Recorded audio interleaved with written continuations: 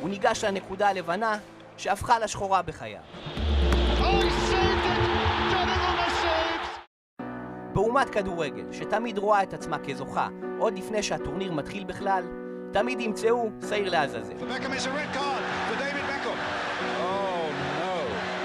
סיפורו של סאקה הוא סיפור של נקודות.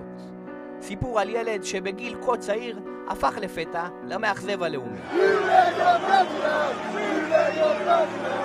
אבל במקרה של שחקנה הנפלא של ארסנל, הנקודה הכי נמוכה בחייו הייתה בדיוק הנקודה שבה הוא התחיל לעלות. If you step to take the penalty, you're a hero for me. For me, what he's doing right now, and how humble he is, and it's great.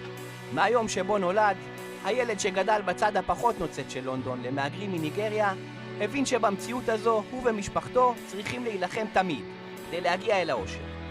I'll mention my dad, obviously for all the journeys he did for me, the amount he sacrificed in his life to make sure I have the opportunity to achieve my dreams, so I have to thank him.